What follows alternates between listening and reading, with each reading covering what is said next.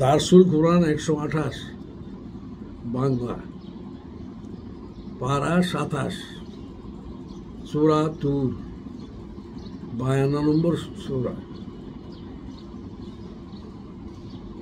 আজ 5ই সেপ্টেম্বর 2025 শুক্রবার। আলোচ্য আয়াত 29 থেকে 49। প্রস্তাবনায় অধ্যাপক মোহাম্মদ আবু সাদেক, বাংলাদেশ। দেশ ও বিদেশে অবস্থানত আমার ভাই ও বোনেরা, আসসালামু আলাইকুম ওয়া রাহমাতুল্লাহি ওয়া বারাকাতুহু। আলহামদুলিল্লাহি ওয়া সালামু আলা ইবাদিহিল্লাযীনা ইসতাফা।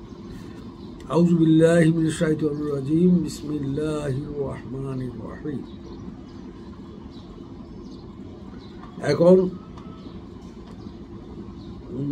29 থেকে 49 নম্বর আয়াতের তালাবাতুক তর্জমা ইন্টারনেট থেকে পেশ করা হচ্ছে।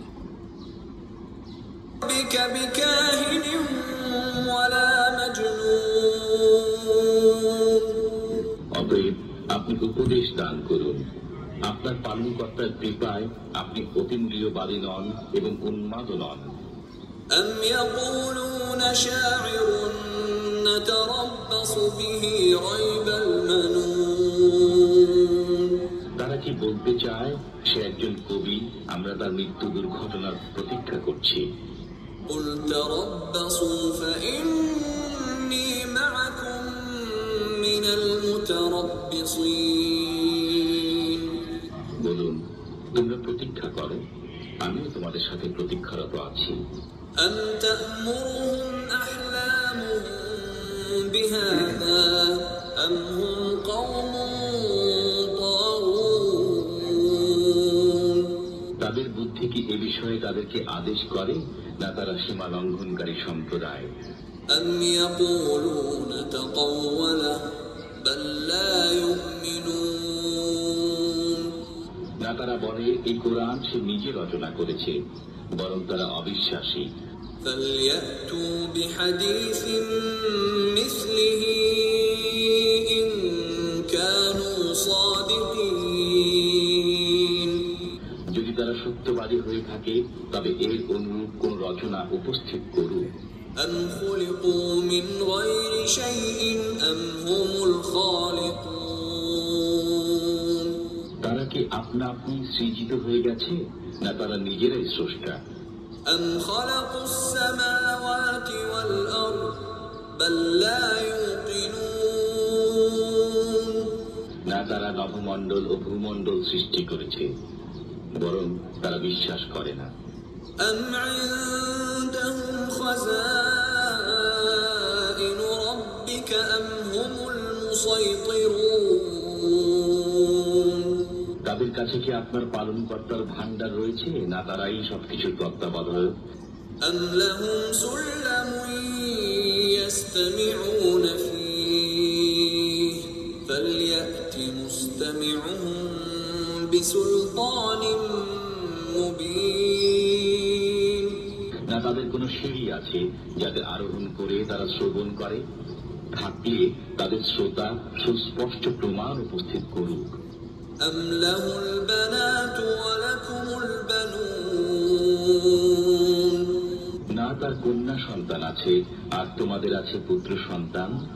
أم تسألهم أجرا فهم من مغرم مثقلون।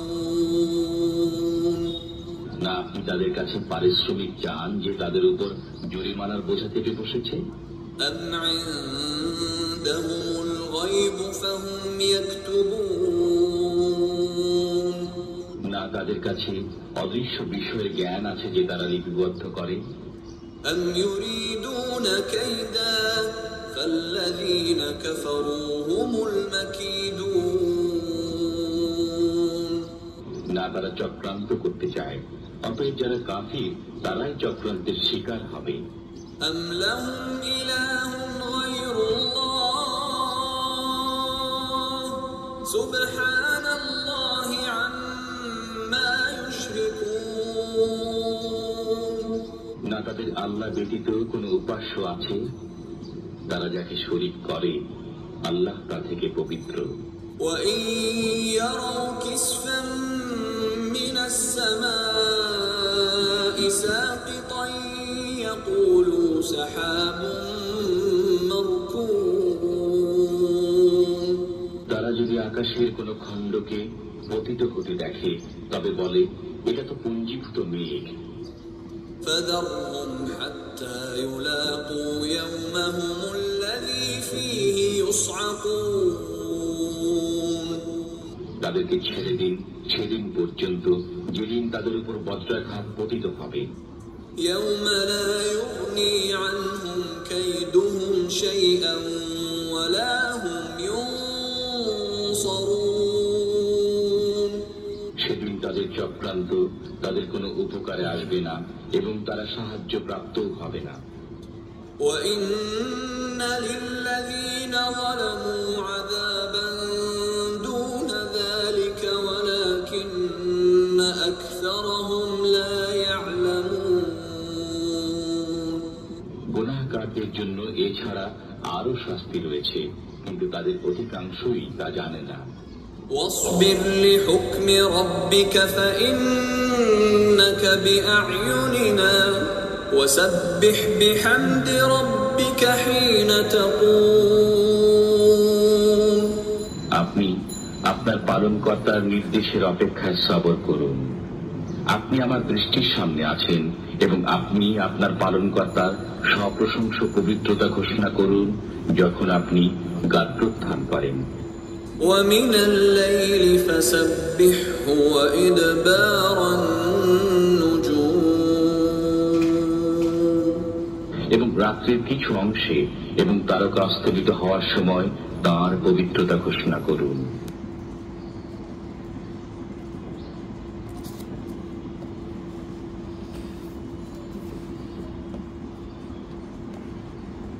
দ্বিতীয় রুকুতে বলা হয়েছে মক্কার পৌত্তলিকদের সচেতন নেতা ও বুদ্ধিজীবীদের উদ্দেশ্যমূলক বিরুদ্ধবাদিতা ও নির্যাতন সত্ত্বেও নবী করিম সাল্লাল্লাহু আলাইহি ওয়াসাল্লামকে তাদের তোয়াক্কা না করে কোরআনের প্রচার চালিয়ে যেতে বলা হয়েছে।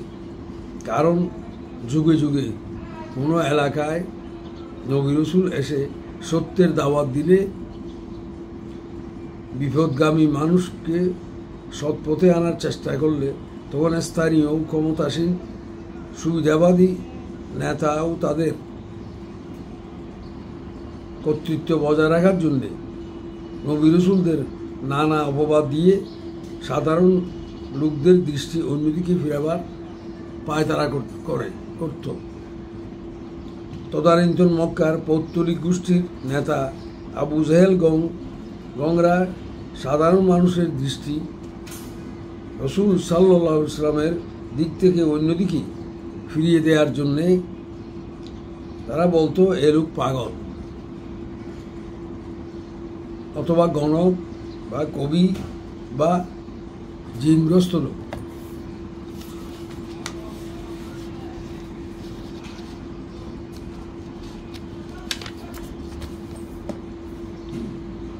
আরও বলতো তারা অপেক্ষা করছে কালের আবর্তনে তাদের দেবতার অভিশাপে এ লোক কখন ধ্বংস হয়ে যাবে।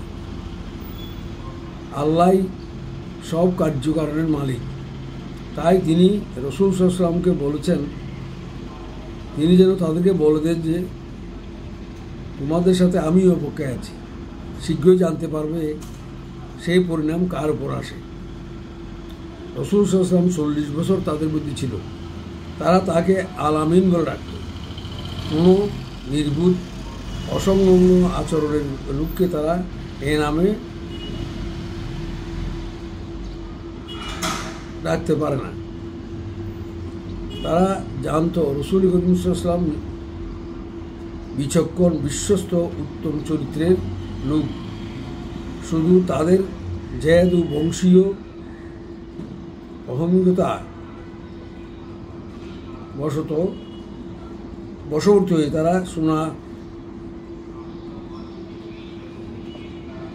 তার সুনাম নষ্ট করার জন্য এহেন অপপ্রচার চালাত। মক্কার কাফেররা জানত রসুল করিম সাল্লাল্লাহু আলাইহি ওয়াসাল্লাম নিরক্ষর ছিলেন, তবু তাদের নেতারা সমাজে তাদের কর্তৃত্ব বজায় রাখার জন্য দাবি করত যে কোরআন এই নবীর নিজস্ব লিখা, নিজস্ব রচনা। অথচ তারা জানতো যে লোকের পক্ষে এরকম একটা বিজ্ঞানসম্মত জ্ঞানগর বই লেখা সম্ভব নয়। শুধু বিরোধিতার খাতিরে বিরোধিতা করতে গিয়ে তারা এ ধরনের দাবি করত।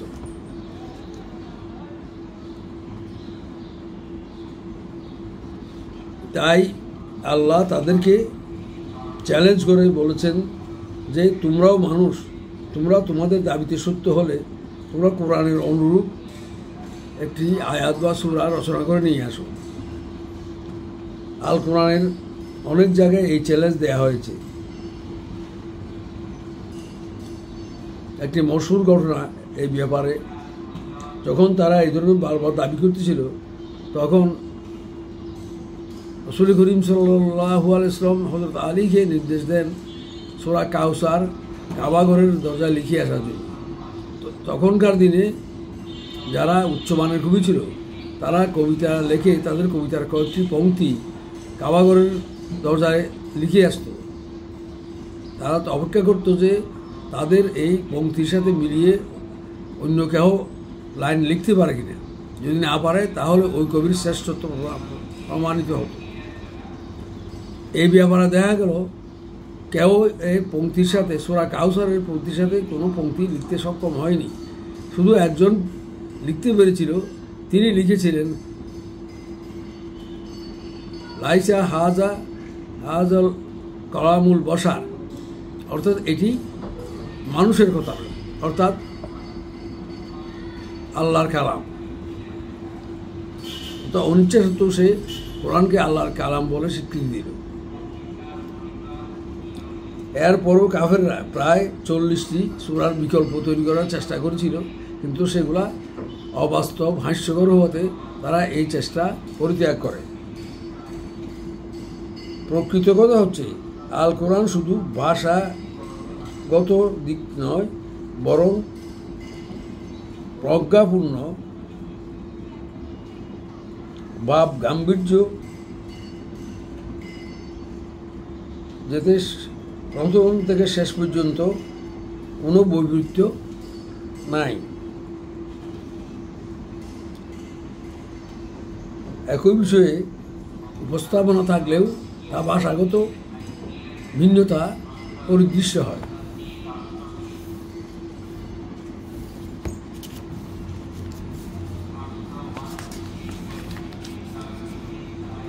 রাসূল সাল্লাল্লাহু আলাইহি ওয়াসাল্লামের নবুয়তের প্রতি মক্কার কাফেরদের হটকারিতার জবাবে তাদের নিকট প্রশ্ন রাখা হয়েছে, তাদের সৃষ্টিকর্তা কে? নাকি তারা নিজেরাই নিজেদের সৃষ্টিকর্তা? এই আসমান জমিনের সৃষ্টিকর্তা কি তারা? আসলে কোনোটাই ঠিক নয়, বরং আল্লাহ তাদেরও এই আসমান জমিনের সৃষ্টিকর্তা। সুতরাং তাদের উচিত একমাত্র এক আল্লাহর ইবাদত করা ও তার আনুগত্য স্বীকার করা। আর এই নবী সাল্লাল্লাহু আলাইহি ওয়াসাল্লামের সত্যটি যে সত্যটি লোকের কাছে তুলে ধরেছেন,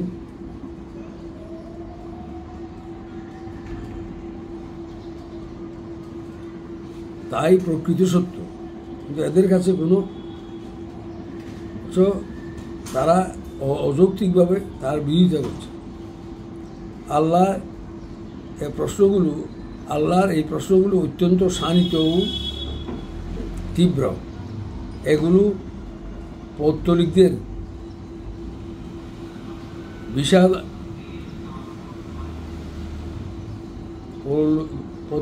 বিশ্বাসের মর্মমূলে কোঠারাঘাত করেছিল।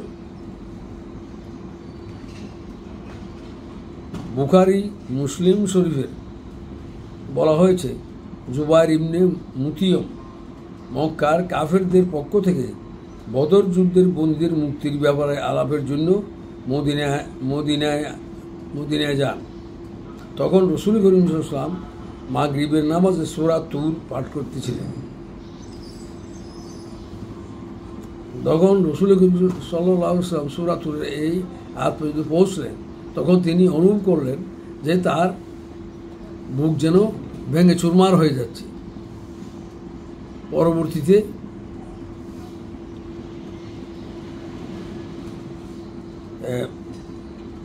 জুবাইর ইসলাম গ্রহণ করে। এরপর বলা হয়েছে আল্লাহর ধনভাণ্ডার কি তাদের তদানীন্তন কাফেরদের মুঠির মধ্যে রয়েছে ও এর উপর কি তাদের কর্তৃত্ব চলে? আসলে তাদের একটি প্রশ্নের জবাবে এটি বলা হয়েছে। তারা বলতো আল্লাহ যদি কোনো লোককে নবী করে পাঠাতে চাইলে তিনি এলাকার কোনো প্রভাবশালী ধনী বিচক্ষণ লোককে শিক্ষিত লোককে নবী বানিয়ে পাঠাতেন। মুহাম্মদ মুস্তাফা সাল্লাল্লাহু আলাইহি ওয়াসাল্লামের মতো নিরক্ষর নিঃস্ব লোককে নবী পাঠাতেন না।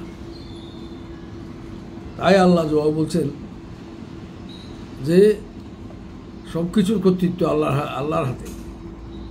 আল্লাহ কাকে নবী করবেন সেটা আল্লাহরই ভালো জানা আছে।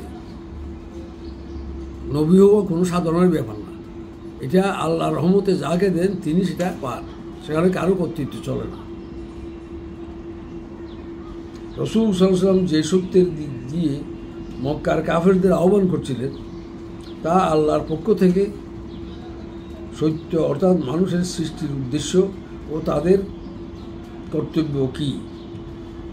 এ জীবন শেষ নয়, মৃত্যুর পরে আরেকটি অনন্ত জীবন রয়েছে। মৃত্যুর পর হাসরের দিন, সেখানে আল্লাহর দরবারে সবাইকে যার যার পার্থিব জীবনের কর্মকাণ্ডের জবাবদিহি করতে হবে। বিশেষ করে মানুষ আল্লাহর প্রতিনিধি হিসাবে তারা আল্লাহর দেওয়া বিধান অনুসারে সেটা পালন করেছে কিনা সেটা তাদেরকে জবাব দিতে হবে। কিন্তু কাফেররা বিশ্বাস করতে চায় না। তাই আল্লাহ তাদের চ্যালেঞ্জ করে বলেছেন যে তাদের কোনো উন্নত সূত্র আছে কি যে তারা সত্য জেনে নিতে পারে, যেটা সম্ভব নয়। তাহলে কোন যুক্তি তারা নবী করিম সাল্লাল্লাহু আলাইহি ওয়াসাল্লামের আহ্বানকে অযৌক্তিক বলে দাবি করছে? এটা কোনো অবস্থায় যুক্তিসঙ্গত হতে পারে না। তাদের কাফেরদের আরেকটি অবিমিশ্রকারিতা ছিল যে তারা বলতো ফেরেশতারা আল্লাহর কন্যা, অথচ তারা কন্যা সন্তানকে পছন্দ করতো না। কারো কন্যা সন্তান হলে তাকে জীবন্ত পুঁতিতে পর্যন্ত করত। ফেরেশতারা না পুরুষ, নারী না পুরুষ, তা মানুষ তো জানা। আল্লাহর এই ফেরেশতা সৃষ্টির সময় তো মানুষের কোনো জ্ঞান নেই, তবু তারা দাবি করতে ফেরেশতারা আল্লাহর কন্যা, আর তারা নিজেরা তাদের জন্য পুত্র সন্তানের দাবি করত। এটা আরেকটা অবিমিশ্রকারিতা। আল্লাহ অন্য একটি দিকে তাদের দৃষ্টি আকর্ষণ করে বলেছেন এই নবী সত্যের আহ্বান জানাচ্ছে অত্যন্ত নিঃস্বার্থভাবে, এমনকি ধর্ম প্রচার করতে গিয়ে তিনি তার ব্যবসা বাণিজ্য পর্যন্ত নষ্ট করে দেন।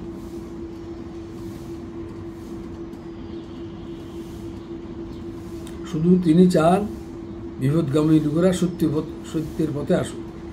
তারা কি দেখে না যে সমাজের কিছু লব্ধ প্রতিষ্ঠিত ধর্ম ব্যবসায়ী, পীর আউলিয়া, দরবেশ তাদের থেকে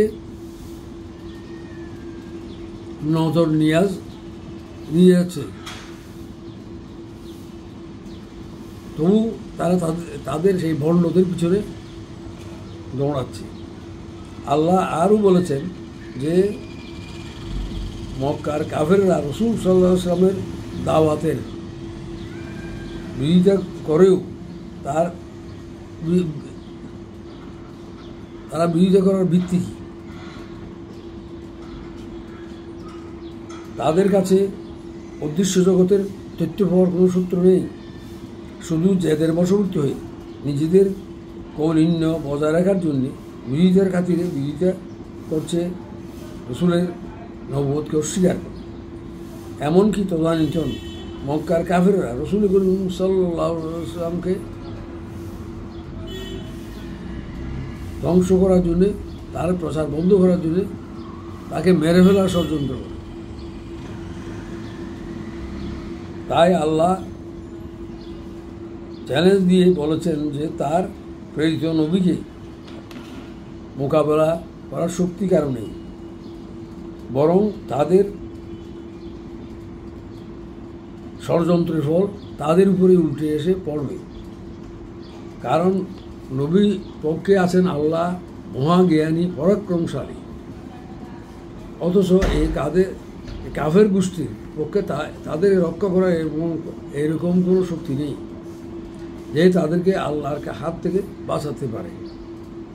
পরিশেষে নবী করিম সাল্লাল্লাহু আলাইহি ওয়াসাল্লাম ও তার সাহাবাদের সান্ত্বনা দিয়ে বলেছেন যে তোমরা যদিও মনে করো যে কোনো মুজিজা দেখালে কাফেররা ঈমান আনত, আল্লাহ জানেন প্রকৃত ঘটনা।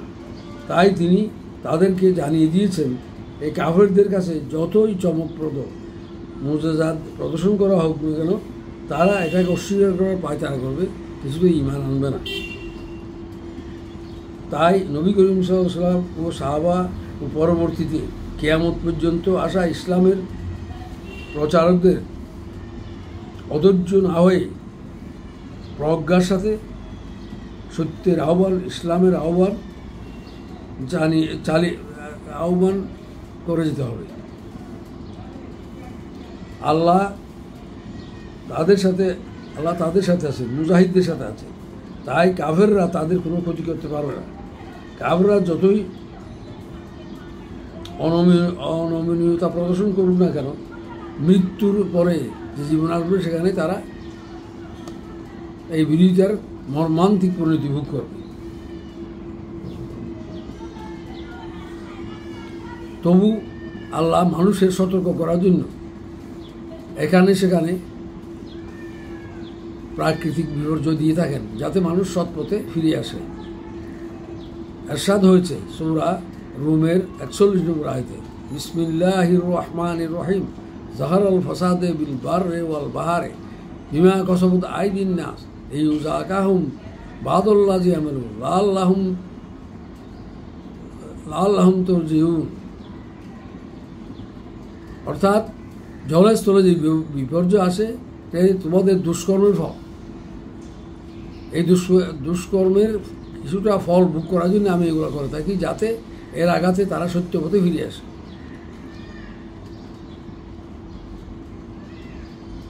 পরিশেষে আল্লাহ নবী সাল্লাল্লাহু আলাইহি ওয়াসাল্লাম তার অনুসারীদের সবসময় আল্লাহর জিকির, হামদ ও 5 ওয়াক্ত নামাজের, যা এখানে ইঙ্গিত করা হয়েছে, আদায় করার মাধ্যমে মানসিক সান্ত্বনা ও শক্তি অর্জন করবে। পরিশেষে আমি দুনিয়ার সব মানুষকে আল্লাহর একমাত্র পছন্দনীয় ধর্ম ইসলাম গ্রহণ করার জন্য উদাত্ত আহ্বান জানাচ্ছি। আমিন সুম্মা আমিন।